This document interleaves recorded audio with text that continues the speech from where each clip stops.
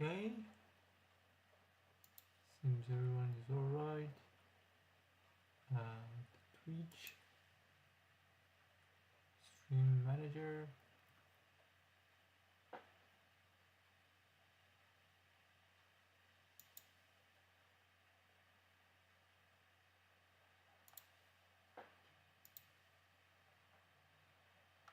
What? How do you? How do you stream for? No, not. I'm not gonna play the Dota.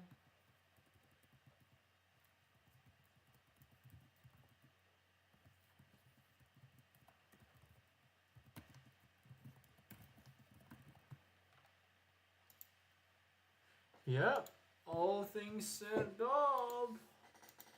We can start actually streaming. Hopefully everything is alright.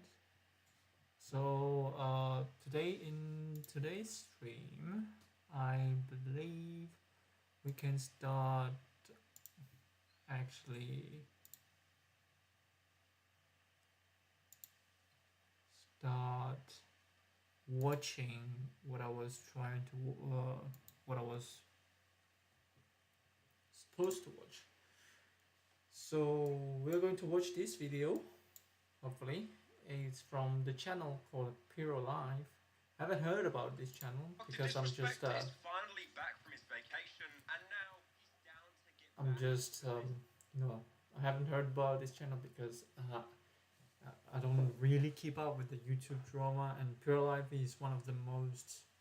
I think it's a very famous, YouTube commentary channel. Oh, yeah. So that is the reason. But yeah, about the recently a Doctor Disrespect. I heard about like he was, you know, texting with a minor. Of course, this is all like allegations. We don't necessarily have all proofs. But yeah, we probably will see how it goes. So this video basically will talk about like the response or the response video that Doctor Disrespect made recently, and I'm very curious. I'm very interested to see how people think and how people just react to him. So yeah, let's go. I've covered him in the past with all of the allegations, and he took a break, he came back, and he addressed it on stream in one of the most bizarre ways possible. Basically, all he wanted to do was dismantle the woke mob that were after him. Now, here's a quick TLDR, because even though I swear this was like a month ago, in like commentary YouTuber terms, that might as well be 5 years ago. Dr. Disrespect was allegedly banned from Twitch back in 2020 for having inappropriate conversations with a minor using Twitch's Whisper feature. Now, it was always a huge mystery why Dr. Disrespect was banned from Twitch, one of the biggest faces, and then he moved over to YouTube. But then a bitter ex-Twitch employee actually came out and said that he was, messaging a minor. And this obviously, in all facets, caused the doc to be cancelled. He basically made a statement, then went on vacation while things died down. I'm not sure if you guys remember it, but the whole situation was just incredibly messy. He basically thought he could have ignored it and kept on streaming, but then I think he got a message partway through the stream that one of his companies, Midnight Society, was like dropping him. And yeah, I think like midstream, he then kind of realized, okay, I should probably leave now.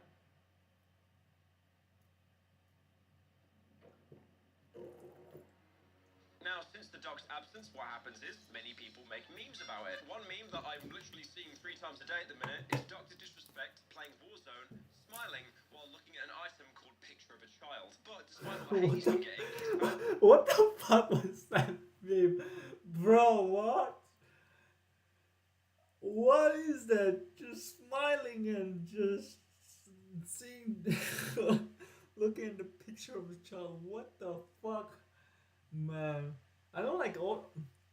I do know like there are other memes such as like like a Microsoft Doc and but Doctor Disrespect is not a doc but a PDF, which is kind of a little bit funny. You know what I mean? base have basically been eagerly awaiting his return. Usually when a YouTuber goes through serious allegations, they need to respond as quickly as possible, because if not, their fan base is slowly going to splinter and fracture, and they'll basically lose anyone that even idea of the dark. Yeah, I would say like if you have like a dedicated fan base, they would expect you to basically make a response just to clear up like what you actually did and just seeing your side, not necessarily just like completely go off from the social media because it kind of shows that you are somehow guilty of something. You know what I mean? Not necessarily like the exact allegation, like yeah, you know, like with a relationship with a minor, but it could be something else. You know what I mean? Something else a little bit guilty, and you just think like, okay, I just want to go off from the social media. So that is probably a lot of fans. The reason why a lot of fans were disappointed, and yeah, let's see. Not coming back, that was always going to be a. Any chat? Nothing. I don't think there's anything. What channel? Uh, Let me just create a dashboard. Stream manager. So far no chats. Okay, let's keep watching. Thing. He basically just went on vacation. He was always slowly teasing that he was coming back as soon as like, you know, July on Twitter. One of the first tweets that people started to meme on was this, it was like a half a chessboard and half a checkerboard. You know, the entire bit alluding to him being smarter than everyone else. You're playing checkers while I was playing chess. Which is funny because the only other person I know, unironically, to use the argument, you've been playing checkers, I've been playing chess, is SoFlo Antonio. Do you remember that guy? Like the prank channel that H3 would make videos on like 8 years ago? So not only is it a dead SoFlo Antonio, what the hell? Who is that? It's an old head bit. Everyone is playing checkers, but I've been playing chess for years. The mastermind. I mean, like, chess is a good game. Don't say anything bad about chess. I like playing chess because like chess is very interesting. It is very ironically, I think chess is better than games such as Dota 2 or CS:GO. I mean, yes, CS:GO, Dota 2, they are very addicting, and they have a very complex team dynamic. But for a beginner or like for a noob or just someone who is starting to play these games, they can really fall into a pitfall where he or she is blaming his teammates for like losing a game. Whereas chess, you're just playing alone, and all the mistakes is because of you. You made a mistake, so there is no blaming other people. And whenever you lose a game, it's all the mistakes you've made. It is the result of all the mistakes you made before. And I think like when you are playing chess, the what mistakes you made, and therefore you know what is clear the journey. You know clearly the journey to basically improve yourself, and just keep remembering, keep like practicing, and also like how would you say practicing, and also just solving puzzles on websites such as Lichess or chess.com. You know what I mean? So yeah, I feel like chess is a very good game. It's a very interesting game. It has a very insane amount of tactics. You can set a trap for your opponent to basically blunder, and then it can aim for the checkmate or just flagging using a time to basically beat your opponent. Whereas like in CS or Dota, a little bit of a portion is controlled by your team, and a lot of people, when they don't find any success, they can basically fall into the toxicity. And I would say I am the same person. I would be very um, toxic if I just see someone just die really quickly and just die a lot. So sometimes even feeding and grieving, and that is not something that I really expect, and I fall into the trap of being toxic to the teammates. And yeah, and that's why I think like, yeah, it's a very bad thing. I should not do that. But somehow keep going back, and that's why I believe like okay, in chess there is nothing like this. It's all about my fault, and you have to reflect about yourself most of the time. So yeah. Self-love.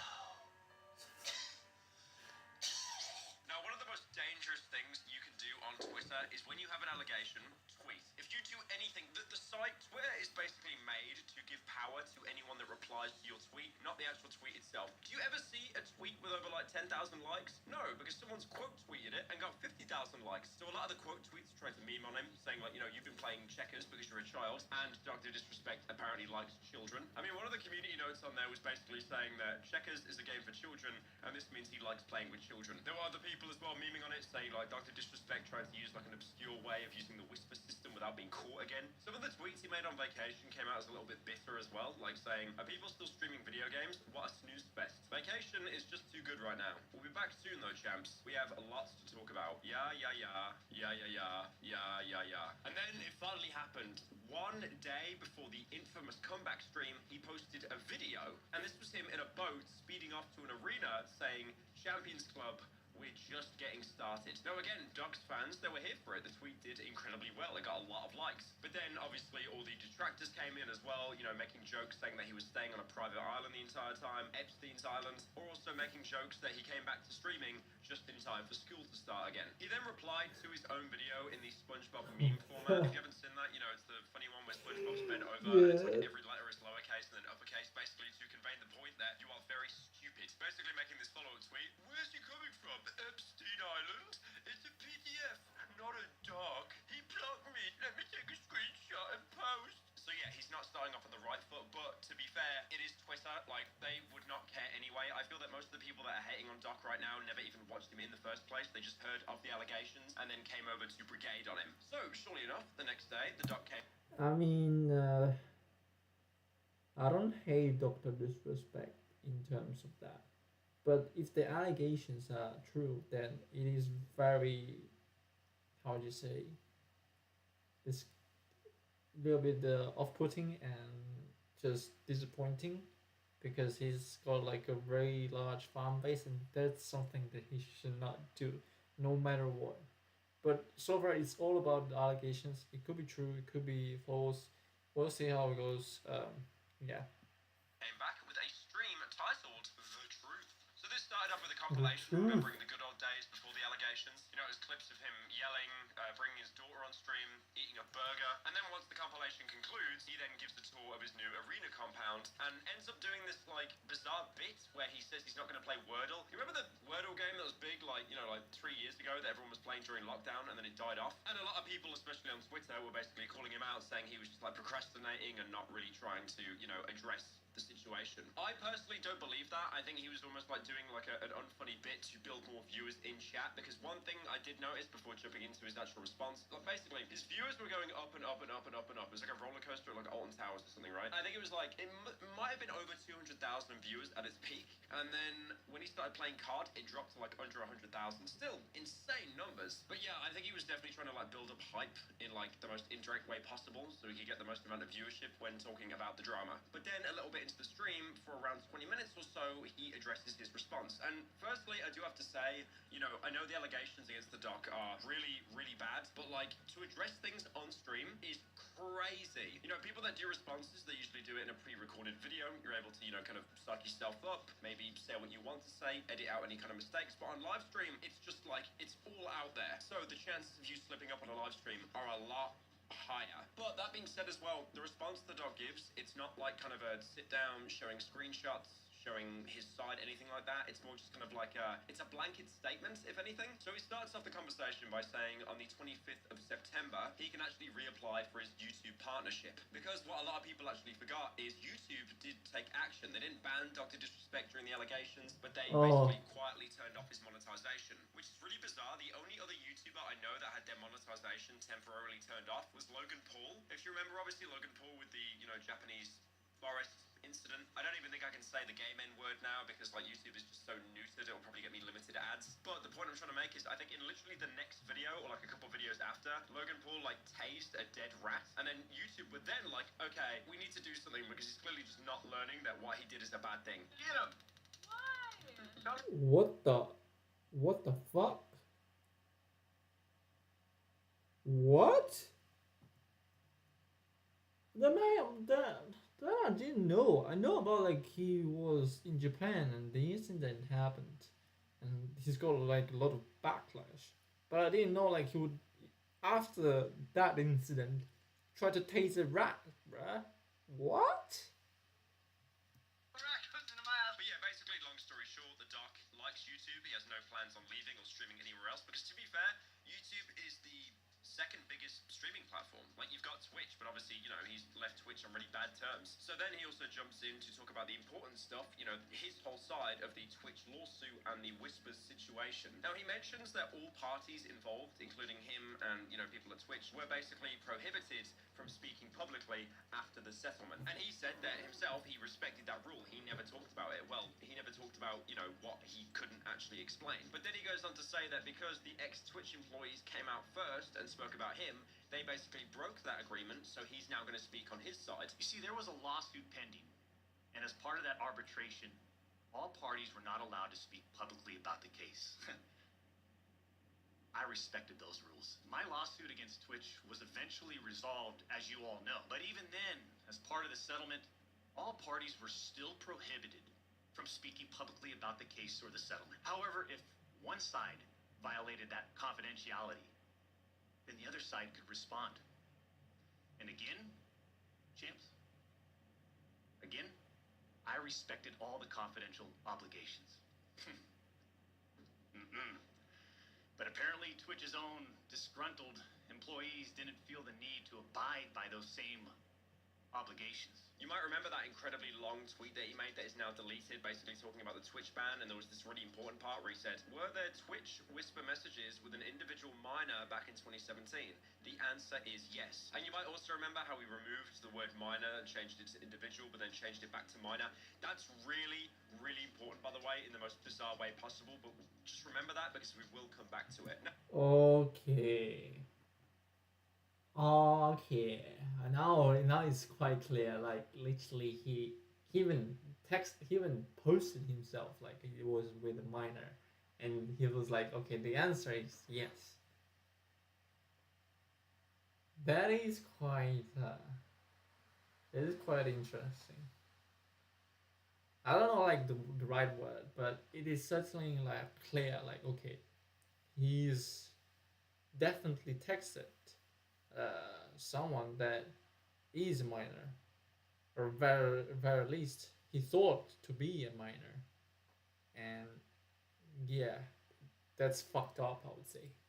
Now, I can't think of a single person the doc hates more in the entire world right now than Cody Connors. You know, he's calling Cody Connors in this stream just a rat, and basically saying that he had no idea of the situation at hand. Cody Connors, ex-Twitch employee, wasn't even involved.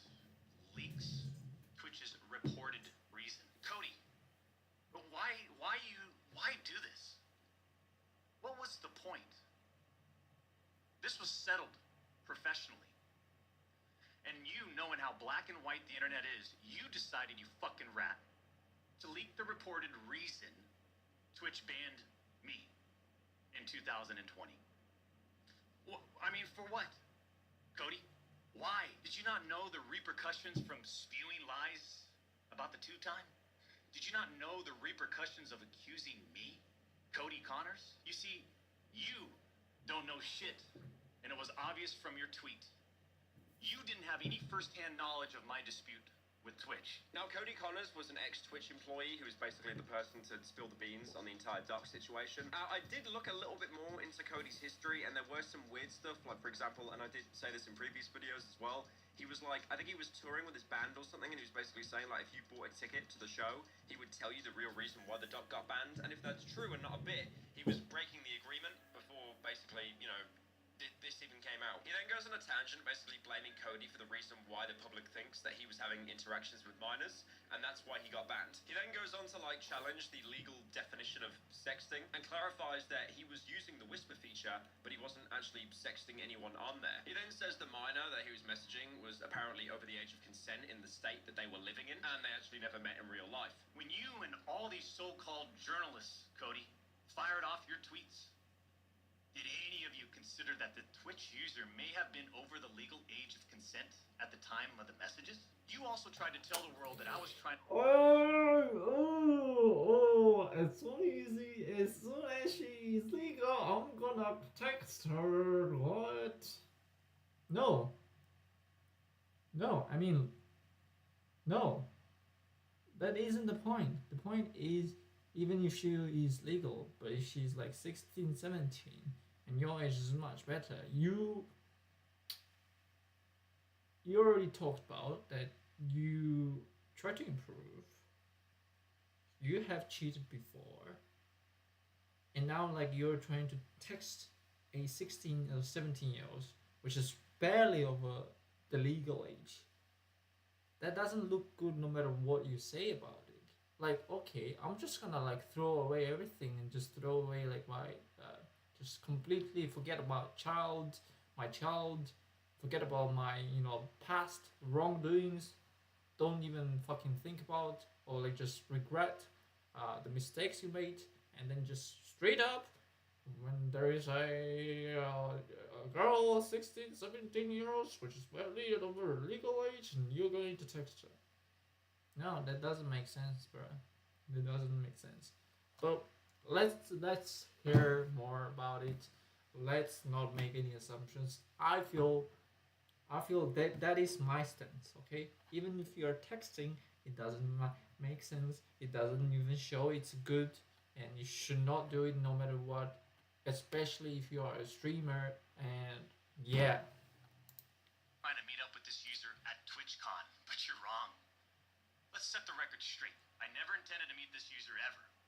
We never made plans to meet at TwitchCon or anywhere else, and in fact, we never met in person ever. And then he goes on to say that this is basically a huge master plan. It was like a coordinated attack from Twitch. More importantly, Twitch employees and his ex-partner manager. Now, obviously, at this point, everyone is thinking, okay, well, what was actually said in the whisper messages? Like, he doesn't show the messages, but he goes into pretty extensive detail explaining how the whispers conversations was just like mutual banter with like inappropriate jokes taken out of context. I'm not really sure what that means, so he's basically saying that a lot of it was just like jokes that, the context was removed. But again, these whisper messages are locked down more than Fort Knox. No one has seen them. I don't even think some of the employees at Twitch have seen them, because if they did, they definitely would have leaked them online by now. He also does say, though, as well, that there were no sexually graphic images that were exchanged. But then he goes on to claim that Twitch thought it was sexually charged and basically chose to ban him anyway, saying that they did it without proper legal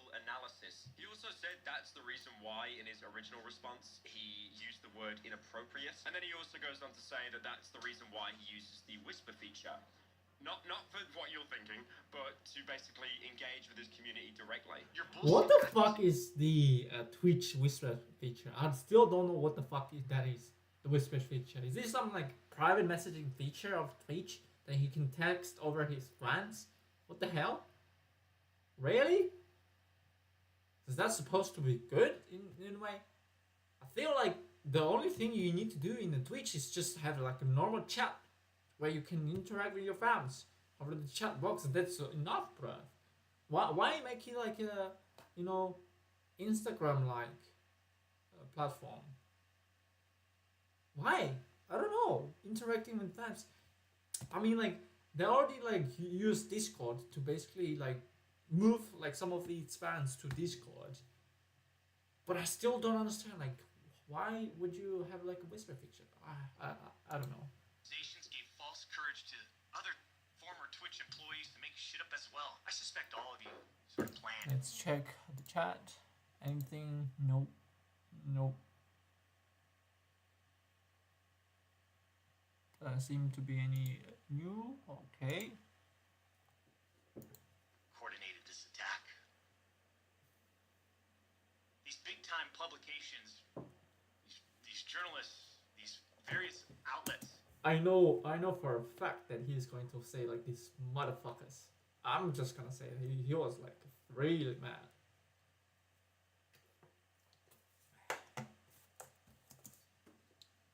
Are sort of just gossip channels now, don't you think, champs? Twitch's trust and safety team, the same employees that decided to ban me, internally admitted that the whisper messages were not sexting. Twitch's trust and safety team, the same employees that decided to ban me, internally acknowledged that the whispers did not constitute child sexual abuse material CSAM. I'll say it again. Neither I nor the Twitch user exchanged any sexual graphic messages or images. I even used the word inappropriate, purposely. And look at how it's defined by everyone, champs. Huh? Including these defaming articles. I'm sorry, but mutual bantering with inappropriate jokes taken out of context should have never led to me getting banned from Twitch in the first place. Now, even though this person isn't named in his response, he does go on quite a lot about his ex-partner manager. Apparently, this is someone that, like, you know, they had like a blood feud since they both came out the womb or something. So apparently, from the doc's perspective, his partner manager at Twitch did nothing. And he also even says that his partner manager, well, his ex-partner manager, was the one that basically had one of the biggest involvements in getting him banned on Twitch. Apparently, by encouraging the Whisper user, you know, the person that he was talking to that got him into all of this mess, to basically report the conversation to Twitch. Even though apparently, from what the doc's saying, this user had no desire to do that in the first place. So Twitch reviewed the conversation between the doc and whoever it was in the Whisper messages, and apparently, from what the doc's saying, they actually found no issue with the messages themselves. So then the doc makes it sound that his partner manager did not like that outcome, and apparently the manager and an analyst at Twitch's law enforcement and response team, which is like, that's a crazy name for a Discord mod, by the way. They apparently sent these out of context messages through Oh my the chain God. on Twitch, eventually getting up to the director of the same team. On June 21st, 2020, my ex-Twitch partner manager learns that I exchanged whispers with the Twitch user.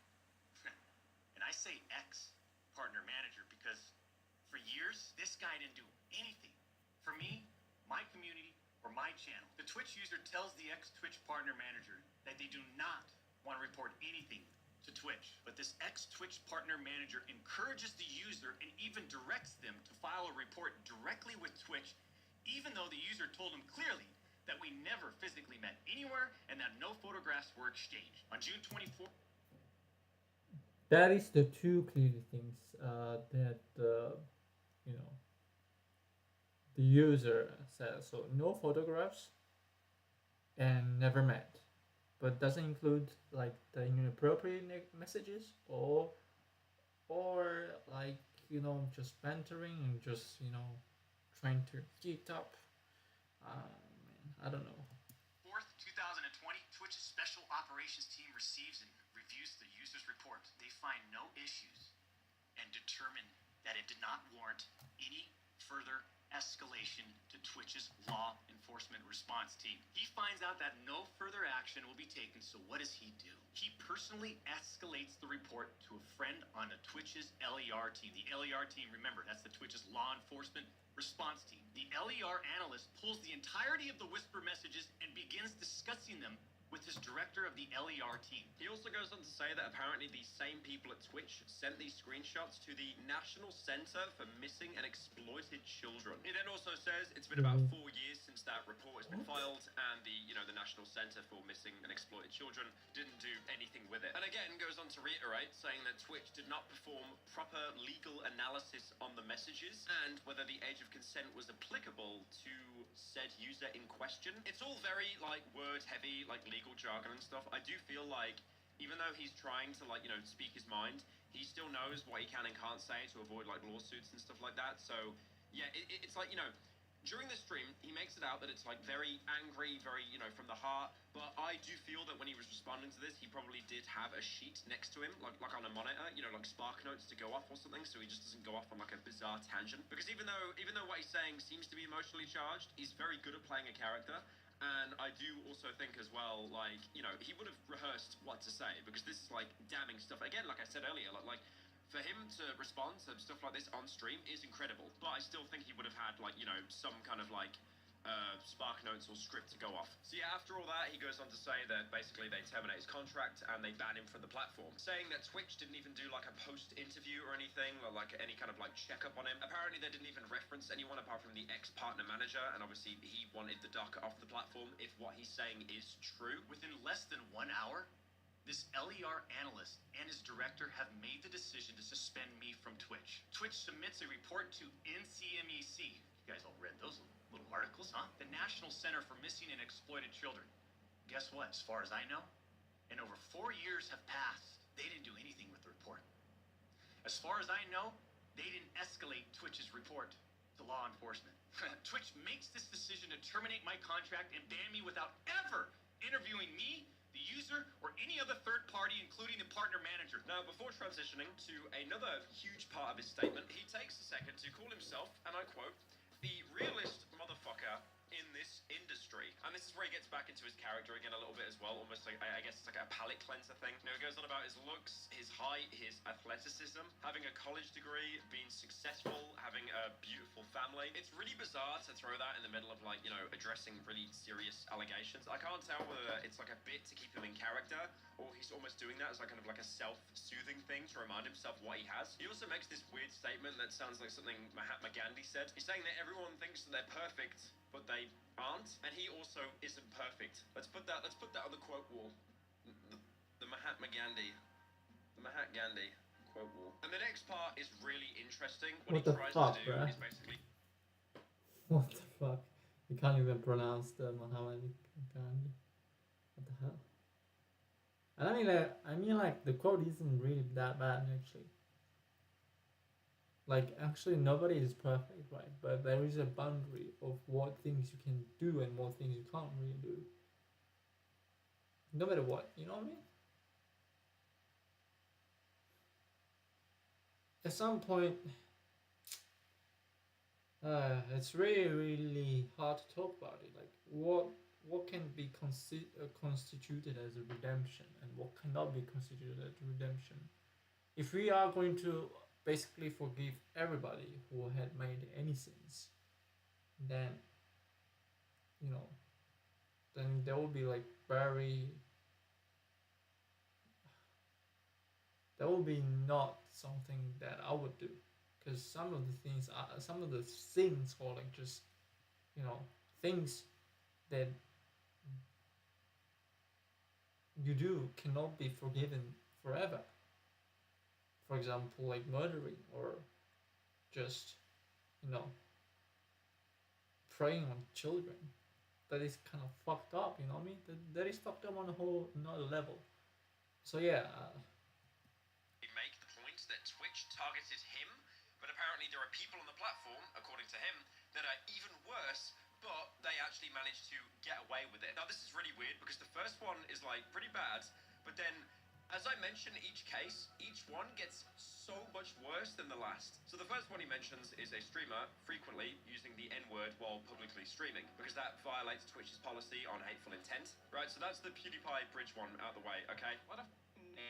Okay, the second example he gives, a streamer was reported for discussing doing things with deceased animals and discussing the P word all while streaming. And apparently this person was never suspended, but given a multi-million-dollar contract. And then the third one, Was PewDiePie streaming on Twitch? I'm not really sure. Was this streaming on Twitch?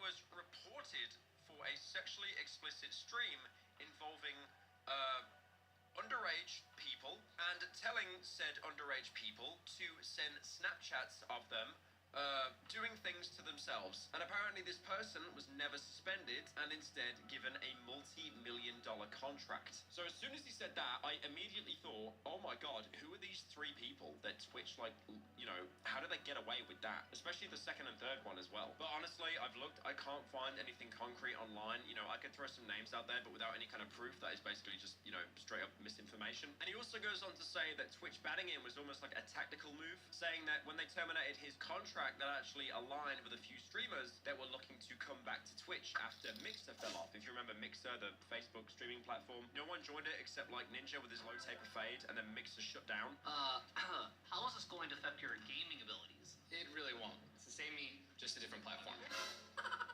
Now, if you do match the timelines up, it does start to make a little bit of sense, because around the time of his ban, which was in 2020, it was reported that big streamers like Shroud and Ninja were freed from their Mixer contract because Mixer was basically dead, and they could basically go to any platform they wanted to, and obviously Twitch wanted them back. It's so obvious that certain Twitch executives and employees involved had personal biases against the doc, and used all of this as an opportunity to terminate my contract. Go back and look at the timing of all this, too. He then goes on to blame Cody Connors again for allegedly doing all of this to him. Apparently he was like the mastermind behind it all. Even going on to say some of the people at Midnight Society were laid off, which was his video game company. The Midnight Society one does confuse me because he does talk about it like it's his studio, like he still owns it. But if you remember, a couple of months ago, the actual official account did put a statement out saying that they basically let him go. They've completely fired him. On Friday evening, we became aware of an allegation against one of our co-founders, Guy Beam, aka Dr. Disrespect. We assumed his innocence and began speaking with parties involved, and in order to maintain our principles and standards as a studio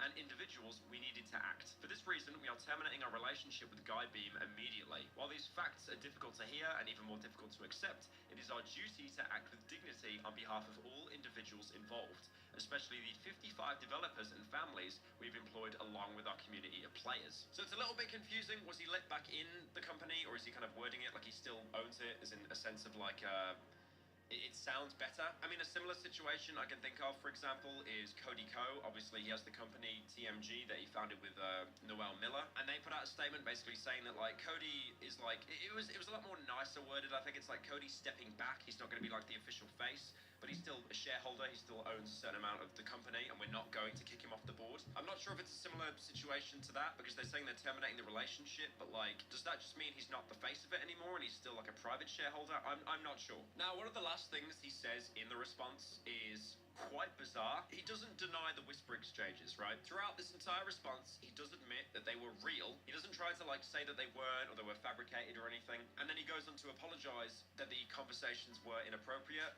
if they were. And I'm not denying the exchange of whispers, champs. I'm not denying that to all of you out there. It looks bad. I have no way of knowing if the Twitch users thought our exchange of whispers was inappropriate.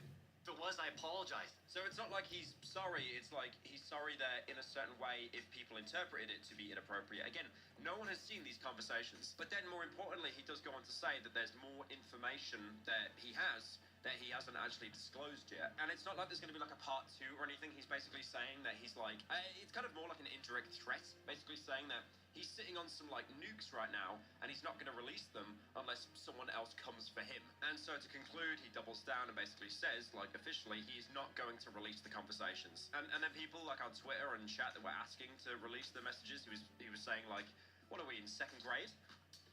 People want to show the message, release the messages, show the messages. What are we in 2nd grade? It's definitely a really bizarre situation, to say the least. I don't think this is going to sway anyone. If you were a hardcore Dr. Disrespect rider, you're still going to be that. And if you're a hater, you're still going to be a hater. I don't think this has changed the narrative really at all. But I do think the Doc's been like very clever with this, you know, almost like kind of saying that anyone that goes against him is basically like a woke hater. Almost like he's trying to garner a certain type of audience to basically like protect him and defend him. So basically, all of the stuff he addressed, he talked about, there was no proof. That there was not a single screenshot. You basically have to believe his word as gospel. Now, unsurprisingly, Twitter really did not like this response. But what's actually surprising is people that used to defend Dr. Disrespect, like for example Nick Merckx, who actually dropped the doc a little while ago, he basically came out saying, this Dr. Disrespect is married with children, pushing 40, admits to texting a minor inappropriately, his words, not mine, so I cut ties. Because obviously that's inexcusable. Now I'm a shit friend for not having his back. Bunch of brain rot morons on this app. And then Jake Lucky is Oh like, my god. Oh my god. This guy basically said exactly what I was wanting to say, man. What I wanted to say. Yeah, inappropriately texting with a minor. I mean, like, why would a middle-aged man, like, text a minor? Just imagine your dad starting to text with somebody much younger than him. And then they start like bantering, then making like inappropriate jokes, and the only thing like they don't do is like exchanging like the sex images or sex photographs and then like meeting in person. If they did that, then it's fucked up. You're done, man. he's going to leave you. So obviously that's fucking bad. Like it is in the first phase, I would say. And when you are in where you come to the second phase, you're basically fucked. Media reporter guy said, a lot to sift through on this one. Can't help but think showing the messages is the easiest way to clear up the confusion of Twitch's interpretation of the messages and the public's. But clearly that won't be done. It does seem that Twitch is not entirely innocent in this process, but this made more questions than answers. Now, I really do want to take this with a pinch of salt because this is what Twitter is running with, and I'm not sure if it's actually true. But if you watch a certain part of the doc's statement on stream, he basically says, do you remember that tweet I shown like near the beginning of the video, that really long statement he made, and he had the word minor in it, and then he edited out minor to say like individual, and then he put minor back? Apparently, if what Twitter is saying is true, take that with a pinch of salt, he edited the word out, minor, and then he put it back in, not as like a correction thing, but to bait journalists with something that wasn't true. It's really bizarre. I think if you've got serious allegations levied at you, you shouldn't kind of feed into it to bait people. So yeah, what will happen now? Is the doc's career up in flames? No, not really. I think, honestly, he's lost a large chunk of the internet that basically never watched him in the first place. I think even with Gonna Be Okay, he's still gonna have a career. That is unless Twitch come out with some bombshell, or someone leaks the messages themselves and they're really, really, really bad. But I feel there's definitely a reason why the doc doesn't want to show the messages, because even like that Jake Lucky guy said, it's like showing the messages would be the best way to basically, clear all the waters. People could look at the messages and be like, oh, it's not that bad, or they could look at it and be like, oh my god, how are you not in jail? One of the biggest things that could happen now is YouTube bans him, but I feel like with the amount of streams that he got on that day, he was probably the biggest streamer on YouTube for that particular day, so he definitely would have had some actual YouTube employees lurking the stream. And if they haven't banned him now, I don't think they're going to. Because also, you need to keep in mind from the sense of corporation standpoints, right? Companies hate each other. If they can't absorb a company, they hate them. And YouTube and Twitch are going head to head. Twitch obviously pulls in infinitely more numbers than YouTube basically ever will, streaming-wise. But YouTube having one of the biggest streamers on Twitch over on YouTube, they see that as a W. And are they going to ban him? Probably not, unless something comes out that is absolutely indefensible. I mean, if not that, I guess he's always got space on Kick. But yeah, that's pretty much it. The Doctor disrespect situation is truly crazy / wild / insane. Yeah. Huh. Yeah, I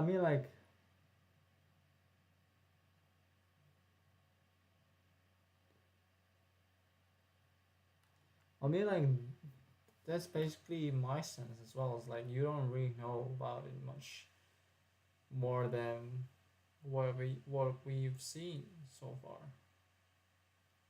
I mean, Asmongold also reacts to his video. But yeah, I think I also watched Nico Kodo and Avocado, the newest video, and man, oh man, I'm just proud of him. You know what I mean? Because I still remember a lot of people were just memeing and just talking about, okay, he used to lose weight, and it's really getting concerning that he's gaining an overwhelming amount of weight, and he could be having some health complications because of that. But when I watched his newest video, him just completely transforming into a healthy and lean and just completely different person, just a happy person. I felt happy for him too, you know what I mean? Because it's just really nice to see someone just heading for the more healthy and happier path, rather than on a worse path. And when he said he's always 2 steps ahead, it was really nice, you know what I mean? It was really nice to hear that. And I'm yeah, that's actually really cool. And I feel like he's definitely become an inspiration for all the people who are overweight and who wants to change themselves for the better. And he basically showed them that it's actually possible to basically transform yourself into a better person, a healthier person, just more leaner, and that's good. I feel like that's very, very good. Hmm. Should I? Where should we watch right now?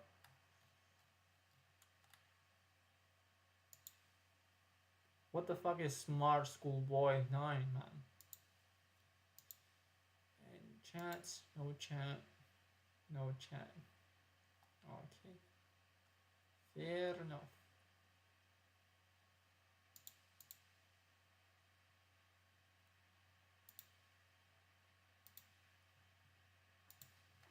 Smart lately, but unfortunately at the time of me making this video, a pretty active investigation. Now to give an idea about it, ladies and gentlemen, there's a lot of dark stuff on the internet, and generally if you ask Yeah. me, the scariest parts of the internet are usually right there on the clear web in front of you in plain sight. And usually it isn't until one person shares something with the rest of the world where people start to look into it with closer scrutiny. 5 months ago on r/Instagram, a user by the name of Numerous Cut 792 posted creepy accounts pretending to be kids. Now, I came across it real randomly. What the fuck?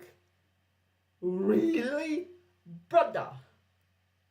What the fuck, brother? What? Oh, you just start pretending like a kid, man. That's actually very creepy and scary. It could be. It is even fucking predatory. And it led me down this weird rabbit hole of people using AI or dressing up pretending to go to school. They all seem to have high heels in them. Is this a age play thing or something more sinister? So immediately looking into it, one of the accounts that was Jesus Christ, that's actually insane. Goodness gracious. Oh my god. showcase was Truth Sticks 11, an account with only 17 followers and Oh my god, 12 the image is like individuals. very If scary, you look man. at the actual profile picture over here, it is ghastly. Beautiful boy, an account looked after by me, a degree-educated mother, choosing to stay anonymous. Good original written work, advice, and compassion. Now, if you're wondering why I'm blurring out certain things over here in the actual posts, it's because some of them contain actual children. Yes, that's how dark this rabbit hole is actually going. What the So more fuck? photos got shared around. Another account by the name of Girl Chloe 12. Lisa 13, account monitored by parent. I don't know if this is a way for them to get past some sort of Instagram ban by saying that some 18-year-old is monitoring a child's account, but I think that children shouldn't even be on social media platforms like Instagram to begin with. 100% agree. Children should not be on Instagram. Children should just fucking game. You know what I mean? Play some Pokemon or Pokemon Go or whatever the thing is. You know, like we used to play Pokemon cards with all the children. Just like be happy. You know what I mean? Just play some soccer, whatever. That's like the best part of your life. The best part. You don't fucking need to basically worry about like the test anything. You just like play and just do anything. Don't go on Instagram. Instagram is like the worst place. There are a lot of predators there. And don't play Minecraft. That's a groomer's farm. You know what I mean? Minecraft is just also a very bad platform. Just you know what I mean? Just play some maybe whatever other games like League or anything.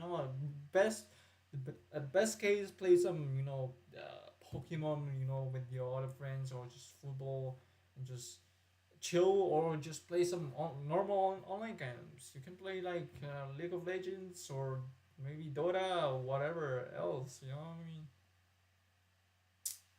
Yeah, or play some sands, touch some grass, whatever.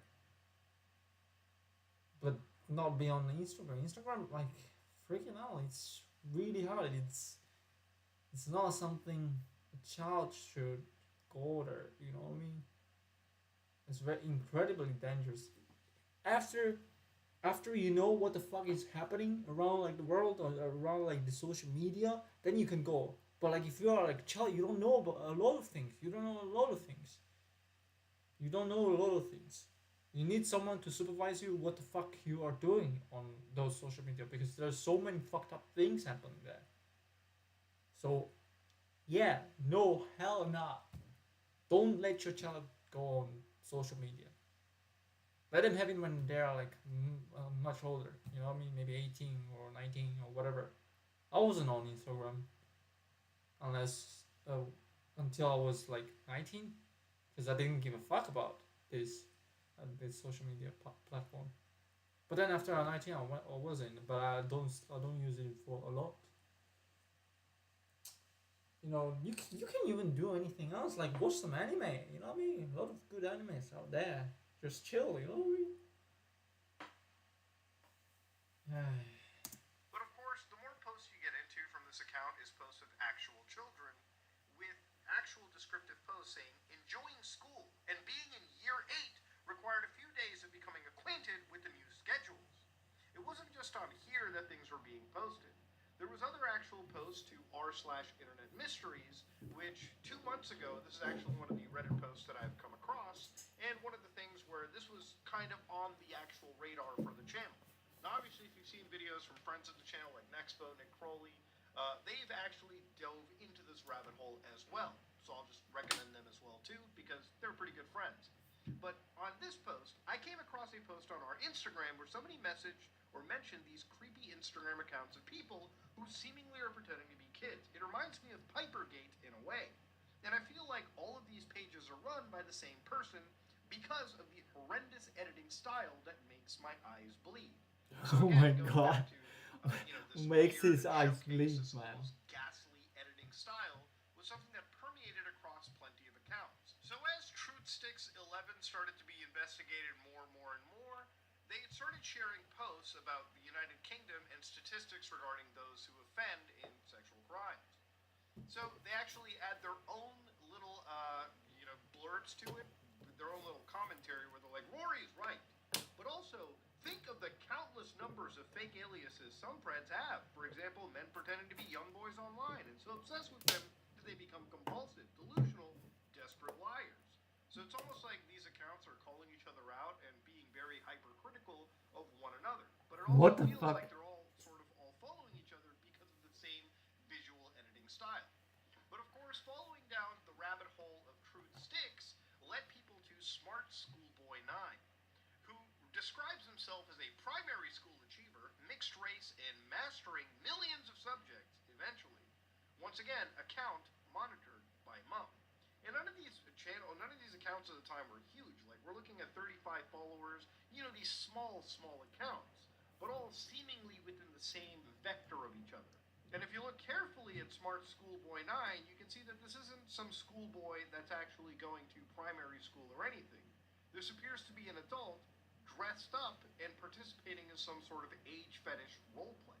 When people started to look more and more into the Oh actual my account itself, god. Oh they noticed that the account no. was actually interacting and following with what appeared to be underage individuals, which is another serious red flag as well. Jesus Christ. I don't want to watch this, man. This is beyond fucked up. This is disgusting. Oh my god. What the fuck is happening? There's no way, man. Like, this guy should be in jail if he's fucking doing this. Oh god. Later, an account known as Stephanie Schooley was discovered also in the same web of these accounts, all denoted by a similar visual editing style that would be applied to the faces of real children. What I am blurring over here is actual children who are unfortunately used by whoever's sick, and whoever sick in the head, demented individual is running these accounts is unfortunately using actual images of children in order to participate or run whatever creepy ARG or spooky thing that's happening over here. So according to the r/Smart Schoolboy 9 Reddit, a day ago they posted this in the FAQ, which is basically discussing the actual ongoing investigation, and where 20,000 members are now joined to discuss and participate in uncovering this rabbit hole. So one of them, the questions is, has SSB's name been found? So apparently the name is found, but obviously they don't want to talk about it because Reddit doesn't allow things like doxing, and neither do most social media platforms. When asked, do we know where SSB lives? And of course, the Reddit claims that they do, but they don't want to post the actual location because Reddit doesn't allow things like doxing. but it's generally believed that whoever is running this account lives in the United Kingdom, specifically around the city of Doncaster. So to go down, what they said is has SSB actually done anything illegal, which is really important to me because obviously when you're, doing or making accounts like this, there is a fine line, especially around minors. Now, what they've said is, yeah, the images he's posted across barrier accounts have contained images that are considered to be CSAM in the United Kingdom. So they reference something known as the Copen scale, which is a rating system in the UK that describes severity of actual images involving children. So, for instance, on scale 1, these are images that you probably have on your phone that are benign, things like, your kids running around and playing in a backyard and whatnot, right? They might be playing by the pool, you can so on think about it. And 10 is when it gets to really sadistic imagery that obviously is very highly illegal. There's a certain threshold where it goes from benign to complete illegality. And that's one of the serious allegations that have gone against Smart Schoolboy 9. Now, obviously, I haven't seen any of these images, so I'm just parroting kind of what this FAQ says. I can't confirm if there's actually laws being broken. But unfortunately, the reason why we're talking about this is SSB9 is actually posting images that involve real children, which I think personally is bad enough, okay? When you're involving real, actual children into this, and even if they were generated through artificial intelligence, like some people claim or speculate, unfortunately, the training data for those AIs do come from real images. So if there is a child being involved in any capacity, without them knowing, that is bad. So obviously, when they asked, has SSB been reported to law enforcement? Yes, since the very beginning, there's been an official case number with West Yorkshire Police in regards to the accounts that we just discussed, we talked about, and SSB. So obviously, this is really, really good. Because to be honest with you, if there was no police involvement, this case can go. Yeah, if there's no police involving this, then it's fucked up. We are gone, man. Absolutely south, as we've seen with other internet investigators not taking cases like this seriously. So to go down into the actual investigation further as well, there have been some documents that have been made by the actual Reddit investigation team, and this document in particular wants to present to us, the reader or viewer, the case of Smart Schoolboy 9. This is created for new and current investigators. The investigators will call VGs, coming from the term vigilante. As Smart Schoolboy 9 is referred to as SSB, even when we are talking about his other actions. So what they said is this document contains 18 plus content. So according to the actual documentation, there are several accounts that are owned by Smart Schoolboy 9. Now, because of the massive amount of eyeballs being raised towards this person, there have been accounts that have been deleted. For example, Smart Schoolboy 9 apparently has been deleted, as was that Stunning Stephanie and New Girl 12. There are still some accounts that exist that, that people have been investigating. For instance, those involve 12 Stockwell Joanne 12, Lyricist David, Stephanie Schooley, Mile S95, Truthsticks 11, and Schoolgirl Teresa. So according to the document, it's one of the most disturbing rabbit holes that they've ever found as a Redditor, and that's quite saying a lot. So when we look at the Smart Schoolboy 9, which was the primary school achiever, mixed race, yada yada, people looked at the guy's account and noticed that this wasn't a schoolboy, this is somebody that is a fully grown man. Now here they actually mention a name, which I'm blurring out, but they do mention that the age approximates to around 52 years of age. So there have been plenty of theories that have been brought up by the actual by the documentarians over here, and one of them involves things like, while the editing may seem off-putting to a normal person, because it does, the reason SSB9 edits his photos is a certain way is to emphasize features of their fetishes. So one of the other ones is he definitely has an Aryan fetish, his profile picture, Truthsticks 11, and even the way he presents with bright red lips and an obvious pale face, he's trying to appear whiter through many different ways. We already know he has a boot heel fetish and an extension A-legs fetish. That's why a lot of posts on all of his accounts feature legs being distorted to a longer or poised in a certain way.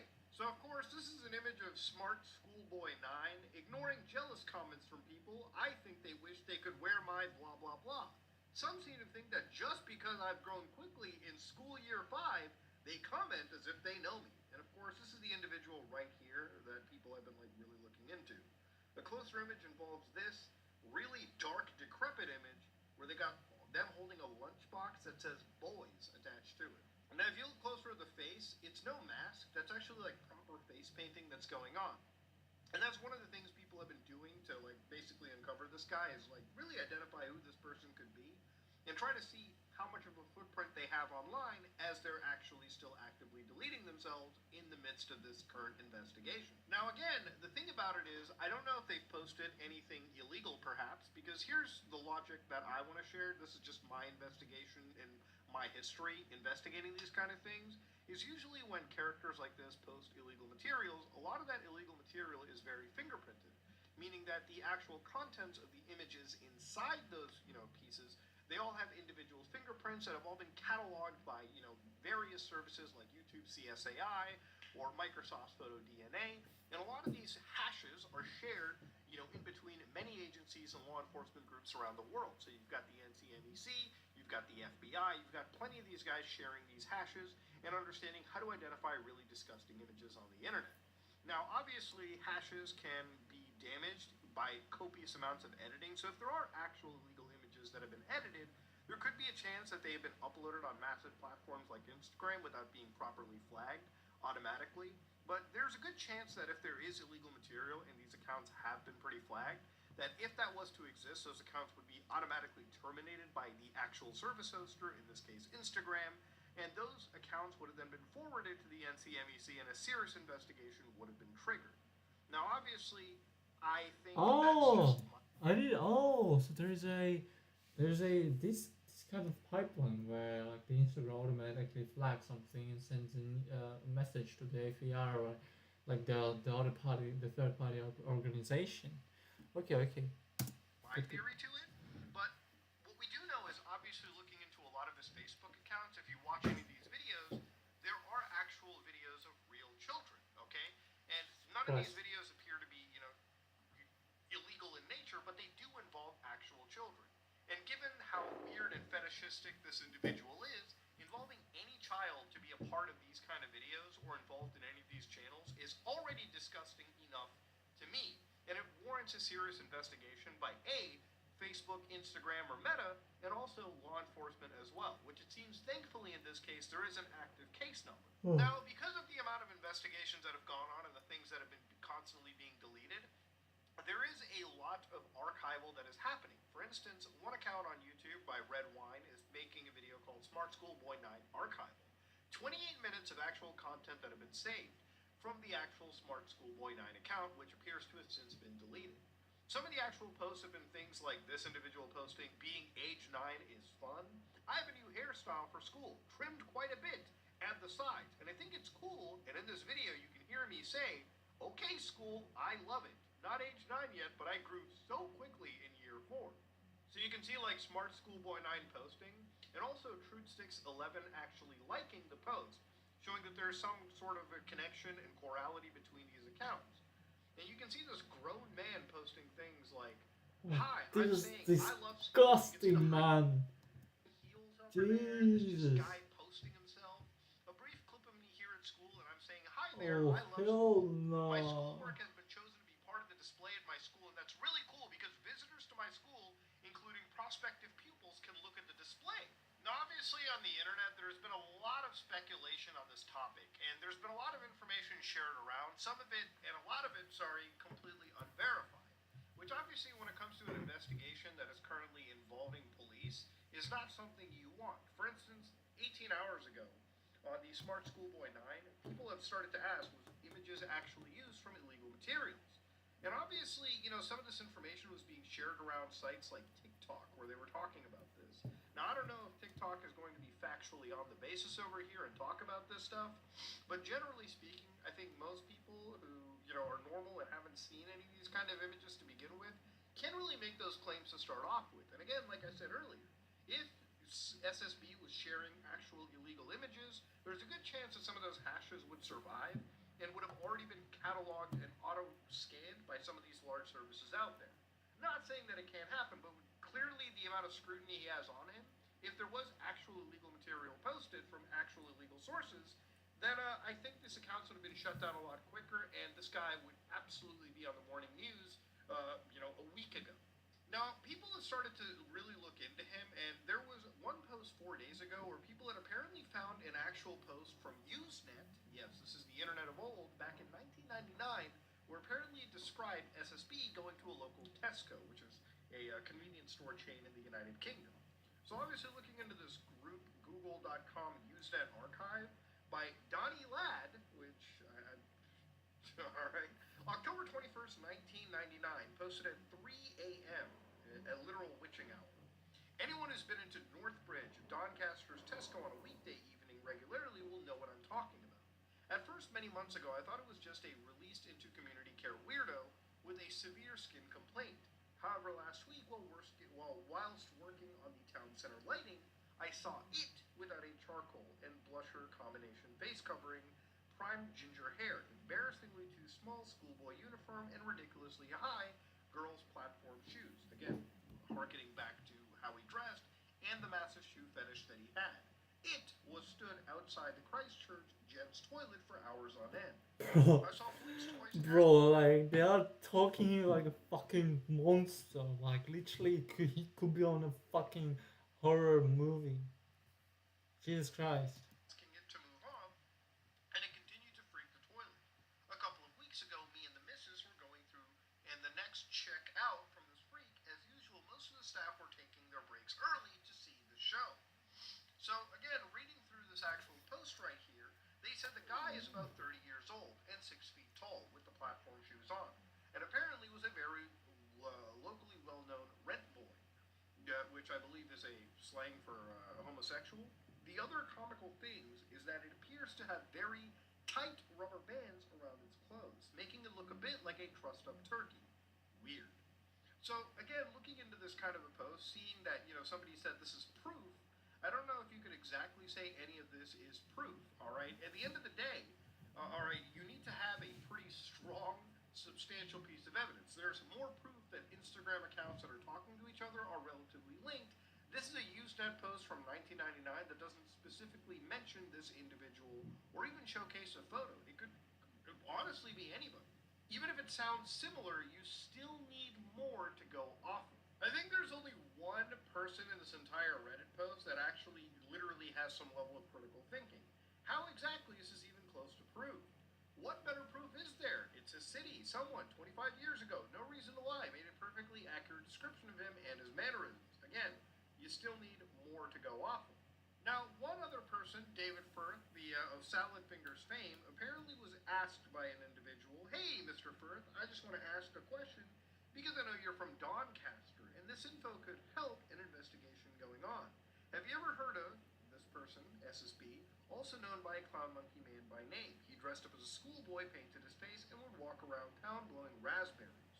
So actually, Salad Fingers had said, "Yeah, I think I remember him walking around town in the late 90s. I just want to preface also by saying these are just screenshots that I've seen. I don't know if Salad Fingers has confirmed this to be real, but I just want to mention that for the sake of it. I have not confirmed these to be real. But when the actual user sent him a photo of this guy, SSB, Salad Fingers said, "Yeah, that looks like him. His makeup's gotten neater. At the time, there was a rumor that the nearby mental hospital closed down, and they released everyone onto the streets because he was just one of the many crazy people on the streets of Doncaster." Oh my god, so this is actually from Little did you guys bro, like literally this is like the perfect premise of a horror movie. Like literally every horror movie can be started from a fucking mental institute because like all the crazy people are from there. know what he was really up to. You wouldn't happen to know anyone else that would know anything about him. I'm not sure how long you lived there or if you still do. Now, obviously, throughout this entire investigation, there have been people who have looked up where this person's alleged house is, and this is where I'm going to stop right here. So, one thing that I've learned looking through this rabbit hole is it is mired in a lot of information, okay? Some of it is good, some of it is unfortunately misinformation or not confirmed. Now, obviously, for me, I think what I've seen is bad enough. Smart Schoolboy 9, or whoever is running this account, whoever this person may be, in this network of accounts, is unfortunately using images and videos of real children, which I think is bad enough involving minors in a project like this, especially when this person is uploading clearly fetishistic content involving age, play, and whatnot. So this is something where I think law enforcement absolutely needs to be involved. And if it's one thing I want to definitely say before I end a video like this, please do not engage in internet vigilantism. It literally does no one any benefit. The only thing vigilantism ever benefits is the actual person who is allegedly committing serious malfeasance. Because honestly, if you take the law into your own hands, you're only giving these people the out that they ever so crave. And this is one of those things where anytime you come across an account that is run by this person or has a similar style, please report it to the actual platform holder and write a tip about it to your local law enforcement or at least their law enforcement in the United Kingdom. Because the more tabs the cops can keep on these people, the more information they can catalog. So when a case does end up being delivered to this person, it is as ironclad as it possibly can be. And if you are somebody, especially regardless of if you're a child or an adult, do not interact with a person like this. Chances are they can actually cause serious, serious harm. And that's something that I definitely don't want anybody watching this video or anybody who is investigating a rabbit hole like this to ever get caught in the crossfire of. So be careful on the internet, and honestly, if you are somebody who has a younger person in their life, somebody who is a minor, whether you have your child, your little brother, little sister, whatever, please, please be mindful of who they talk to or interact with on the internet. Make sure to audit whoever follows them, because if you find a sicko like this, you got to make sure that cord is cut right there and then.